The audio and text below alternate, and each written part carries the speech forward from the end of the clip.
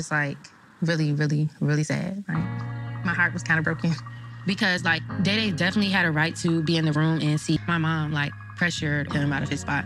So I feel like it was just a bitter pill to swallow. Good job, baby. Happy birthday. I expected seeing Anais being born over the phone. It didn't have the same feeling as it would have been if I was there. It was just sad because Day tried his best, but he didn't make it on time. I think Even let him like come and see the baby, and they also wouldn't let him sit in the waiting room because he had already been exposed to me with the COVID. So he had asked me, was I gonna do it? I was like, hell yeah.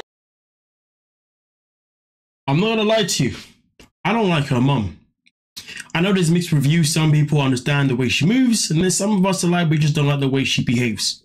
Listen, as far as I'm concerned, yes, her daughter is very young. She's obviously having a child at obviously a stupid age, 1000%. But at the same time, this child is hers and Day-Day's. And the fact that Daquan and Anaya are at that age, and they are both excited to be parents, and he wants to be a father, and he wants to be heavily involved, the mum shouldn't be blocking him off. Because at the end of the day, like, can somebody tell me, how many people do you know? How many women, young women do you know? Maybe even around her age, Anaya's age, where the baby daddy is still in the picture? And then how many people do you know in general? Do you see what I'm saying? And at the end of the day, he wants to be there for everything. And it is a damn shame that he missed being there to see his firstborn child, their firstborn child, being born in front of his eyes and having the opportunity to potentially also cut the cord as well. But no, he had to experience that over the phone because the mum said, well, I'm the one with the experience. I said it last week, I'll say it again. Not everybody that gives birth has the opportunity to be in that room with either one, somebody that's experienced, or two, somebody that actually wants to be there to raise that child with them. Point blank, period. And the mom has taken away such a beautiful memory away from both of them. The daughter felt under pressure. She feels as if she can't go against her mother's word. Because at the end of the day, the child, Anaya, should have been in a position where she felt comfortable enough to say, hey, mom, I want the Daquan in here with me. He brought me here to the hospital. He's been here while I've been here in labor. So I want him here. End of conversation. Whether she upsets her mom or not, it doesn't matter. The future of this child is in the hands of Anaya and Daquan. Listen, let's just get into it. With the COVID. So he had asked me, was I gonna do it? I was like, hell yeah. When it was time to cut the umbilical cord and they looked at me and asked me, was I gonna do it? I was like, hell yeah. Cutting the umbilical cord was special for me because my mother cut my children's umbilical cord. So, what about Daquan though? It seems to me as if maybe your mother caught it, is maybe the man that you got pregnant with wasn't there. Maybe that was the reason. Oh, I want to continue the family tree or follow the trend my mom said. Nah, the situation your daughter's in isn't the same. Girl, please. Nah, I feel sorry for him. I really generally feel sorry for Daquan, especially with the stigma around black families, depending on what perspective people want to use. But considering there's a stigma around how far black people aren't really ever there, and this young fella wants to be there because his dad wasn't there for him, give him the chance. I was upset just because I'm missing a moment, but I was like, I'm missing it. That's not true though. I was too busy trying to make sure that Day could see what was going on to really enjoy the moment myself personally. He saw it, which was through the phone. She can say what she likes, but the way I see it is that the baby has an opportunity to see, the way I see is that the baby should have been put in a position where the baby was allowed to see mum and dad has the first sighting. Or arguably the first sign would be the doctor, you know what I'm saying? Put out the baby, you know what I'm saying? But obviously after that, mum, dad should be able to see their child for the first time. That's who the child should be seeing. I mean, listen, I'm pretty sure there's some science behind who the baby sees first, so the baby hugs first, holds first. And that's another thing as well. Left me and went over to him. I knew she was gonna do that. That's why I didn't want her in there by myself, because like, as soon as I was done, she was standing right here by my head to cut the cord. And when they took the baby to the other side, she just left me. She just went right over there. And there you go. It's like the mum wanted to make it known that this baby needs to know that, hey, I'm your grandma. Nah, she's a mum stealer. If you disagree with me, that is fine, but nah, she's a moment stealer. This should have been Anaya and Daquan's moment. Fact, in my opinion. So think it's not. Nah, it's a fact, man. Yeah. Man, if I found out when I was older that Daddy didn't get a chance to see me because Nanny, Grandma wanted to be there instead, you're moving mad. Daddy got kicked out of the room because now you're moving mad. I wouldn't be happy. That is madness. Absolute freaking madness. She didn't even ask me how I felt or nothing. So yeah, I kind of missed out on a lot of big moments just because Anaya's mom kicked me out. And I don't want to be put in a position where I'm regretting a decision made by somebody else ever again. Let's go there. Because we had his whole life. As I don't let my mom get in the way again, but it's really easier said than done as long as I'm still living in her house. And boom, bam, Anaya felt under pressure. The mom was like, oh, yeah, she chose me, but she knew. Nah, see, the mom was like, oh, Anaya chose me because she knew obviously I was the best choice. Something along those lines in the last episode, no. She was afraid because she lives underneath your roof. So she's afraid.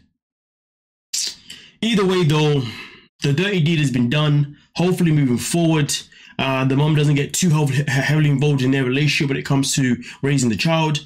And hopefully, you know, Daquan really gets the opportunity to be a father as much as possible. Because I will say this, me, myself in particular, and this is not me projecting, this is me just giving an example. I came from a house where it was made very difficult for my father to see me because of the family on my mum's side making it very challenging. Do you see what I'm saying? And therefore, the rest of that doesn't even matter. You know what I'm saying? It's not relevant necessarily to this conversation. But all I'm saying is that it's not nice when sometimes some families can stop someone wanting to take a role in their child's life because of blah, blah, blah, blah, blah. None of that behavior. But nonetheless, though, congratulations to Anaya and Daquan for obviously delivering a healthy baby. Let's get into the next couple. Boom, bam. Called the nurses in to check her cervix and she was 9 centimeters dilated. So they told her she can go ahead and start pushing. And I was thinking that this was exciting and scary and all sorts of different emotions, which was interfering with him being able to bend the proper way to get through the birth canal. How long he had been sitting in the birth canal, the doctors informed us Emily was going to have an emergency C-section. It's crazy though, because obviously for me, you know, I'm a man, you know what I mean? And being a man, biologically, just put it out there, you know what I'm saying? Obviously when it comes to the whole pregnancy thing, not an area that I'm very good at. When it comes to obviously the difference between a C-section and then the other way, I couldn't tell you to be honest with you, but I know that Emily did not want to have a C-section, and that's something that obviously she wasn't necessarily happy with. But that's a sad thing about life sometimes. Sometimes the way you want to have a child isn't always going to be the way that you are allowed to due to whatever could happen. But nonetheless, though, let's continue here. That Emily doesn't have to have a C-section, it broke me, I'd say, just because she already didn't want to get the epidural, and then she ended up getting a C-section. It is crazy though, because obviously she avoided the epidural, you know what I mean? And then obviously ends up in this position regardless anyway. That is not nice. I mean, listen, at the end of the day, I really hope that this baby can bring Nate and Emily closer together. I'm not saying they're not close now, but what I mean is when it comes to Emily right now, she does treat Nate as if he is a child because she's only 2 years older than him, you know what I mean? I mean, that's not nice. I really hope when the baby comes or this baby doesn't divide them and the baby actually brings them close together, because sometimes a baby can come in between two people. And I think right now, because these two aren't exactly they're not exactly teamwork oriented compared to Anaya and Daquan. They're not exactly team oriented compared to Lily and Lawrence. I would say that I feel like with them, they are on that path where the baby may make things a bit more strenuous in a relationship. So I hope that doesn't happen. And it's the same as Kaylee and Graham too, you know what I mean? But I know obviously those two are still together currently at the moment. So yeah, but nonetheless though, these are the only 2 couples that I covered this week, because when it came to the other couples, there really wasn't much else to say. I mean, literally, Lily went out there to look for a wedding dress. And the only thing that I could really say about her is that she needs to be careful about the money that she's spending, because, you know, the girl's got money issues, like spending time, you know what I mean? She needs to respect Lawrence's wishes when it comes to spending money for the wedding dress. And I get it's a special moment, but hey, the money that he's put on the table for this wedding is very important. And as well as the money he's put on the table for the kids is also very important. Not just the kid that you have with him, but also the kid you had with someone else prior, you see what I'm saying? So there wasn't really too much to show regarding that, to be honest with you. And then we had a little bit of Jenna and, oh no, crikey. Did I not record the bit of Jenna? But I can tell you about it anyway. The only thing with Jenna is that obviously she's got a friend, and whenever she's with her friend, her and her friend always get into some sort of sticky situations where her friend may end up fighting people, blah, blah, blah. So I think with Jenna, she needs to be careful about what friend she wants around her son, Luca, because really and truly, in this episode, seeing her friend and then seeing the clip of her friend beating someone up or having a fight with somebody else, that's not the kind of energy you want around your child. Now, I'm not saying that Jenna's friend behaves like that around Luca, you know, but if she has that ability to behave like that, there's a chance it could happen. And I'll give you an example. I had a friend once, okay, she was super best friends with a girl that she knew since school, and she always knew that her friend was always wild, always doing complete the most. And then one day that friend ended up bringing, you know, substances around her child, which was not cool at all, and also bringing a man that had a history of child arrest, if you dig what I'm saying. And yeah, that wasn't cool at all. So sometimes, even if you think someone's your bestie, and you feel like they may not ever bring that drama in front of your door, doesn't mean that's not always the case. So I hope Jenna can make the right choice regarding who she wants around her son. But at the same time, I hope her friend isn't as bad as the example that I just gave you, or a friend of mine that I knew once upon a time. Based on someone that she knew once upon a time, yeah. But with that being said, though, let me know your thoughts, let me know your opinions, and we can mostly talk about it. Don't forget to like, subscribe, and of course, peace.